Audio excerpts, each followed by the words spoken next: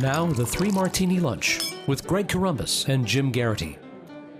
It is not Greg Corombos today. I am Rich McFadden in for Greg Corombos here at Radio America, along with National Review's Jim Garrity for your Monday Three Martini Lunch. And Jim, we got a handful today here, it looks like. Starting out with Hillary. If she looks at today's poll, she might not be too happy, huh? Yeah. This is the latest from Fox News. And for like, oh, it's Fox News. Look, this is, a sample. It's 39% Democrats, 40% Republicans, 18% independents. Some might quibble with those numbers, but the end result is that Hillary is losing to just about everybody in the head-to-head matchup. They have her beating Bernie Sanders, but then the candidate who's doing best against Hillary in this poll is Marco Rubio, ahead 50% to 42%. Trump, Carson, Jeb Bush, Ted Cruz, Chris Christie, all would be leading head-to-head, which was taken after the Paris terrorist attacks, and Carly Fiorina would be tying 42% each. Now, the interesting thing is that they have some independents saying they're leaning towards the Republican side. A lot of people, including Joe Scarborough this morning, speculating this is the Paris effect. This is people suddenly, look, the top issue to a lot of people, usually in these types of polls is the economy. Nothing like seeing more than 100 people get killed in Paris to suddenly put ISIS and terrorism front and center in people's minds. And people are undoubtedly concerned about that, and that has seen a pretty significant shift in that. Also worth noting, Donald Trump is the still leader in this role, in this primary race. He's got 28%. Ben Carson has 18%. Why do you think Rubio does so well in this poll? Well, it's worth noting in the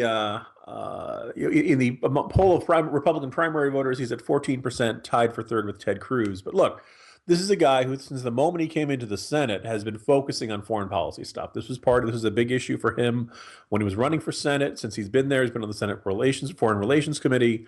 I think he always is of the hawkish persuasion. And there was a kind of a whole group of Republicans who were coming up in that wave of 2010 who were not tied to the Bush administration. Yeah. And a lot of them went into different areas, but Rubio was the guy who was still working, hey, wait a minute, terrorism is still out there, threats are still out there. And you see him talking about this and Putin and some other things that aren't necessarily kitchen table issues, perhaps in suspicion that a day like this was going to come and, America was going to need a wartime leader. Well, that kind of leads us into our bad martini of the day, and that 13% of Syrian refugees are believed to be ISIS sympathizers? Yeah, no, this is a November 2014 study. So it's conceivably maybe it's changed a lot in the past year. But this is from the Doha-based Arab Center for Research and Policy Studies. They managed to get in there and interview them. Now, here's the good news. 83% said their view of ISIS is negative or, quote, negative to some extent. To some extent. What's the positive side? ISIS. That makes me feel better. They're terrible butchers who slaughter innocent people, but they're really snazzy dressers. But the other problem is that this means 13% of Syrian refugees say their view of ISIS is positive or positive to some extent. And you look at this, you go down a bunch of other groups across the Middle East. The number of people who are positive usually is in the teens. You get 24% in Palestine. About 13% in Tunisia, 6% in Iraq. I mean, here's the look. The good news is it's not a lot. The vast majority, 70%, 80% in Iraq, 98% in Lebanon, think badly of ISIS. The problem is if 1 out of every 10 refugee is a sympathizer to ISIS and likes them and thinks they're doing good stuff, then is it safe to assume maybe 1 in 100 is an active ISIS agent or potential ISIS? The problem is, even if even if it's 1 in 100, even if it's 1 in 1,000, if we're going to take in, we've taken in about 1,200 so far through this program. The plan is to take 15,000. There were some people who were talking that we should go up to 65,000. Right, 65,000. Right. 1 in 1,000 means you're bringing in 65 terrorists. Here's my question. What is a problem? If you support ISIS, why are you a refugee? Why are you leaving? That's a good point. I guess it would seem to me that you would want to stay and help.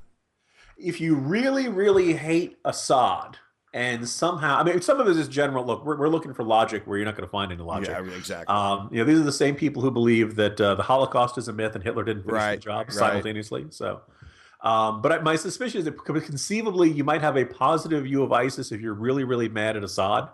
and you see him as the devil and you give ISIS credit for fighting against Assad, or you're just basic across the board anti-Western, I'm fleeing my country because it's a hellhole because people are getting killed all the time.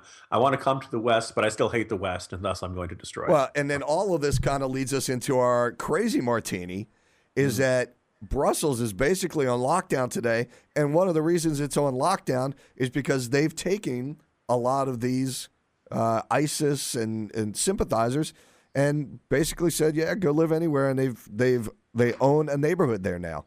Yeah, terrorist attacks are the worst possible scenario. I think living on lockdown until further notice has got to be the second worst scenario to come out of this. Right. I'm sure the Brussels police and authorities are doing the very best they can. They said more than 1,000 men are involved in a manhunt right now. They did 5 more raids. They've searched nearly 20 properties. 21 people have been detained.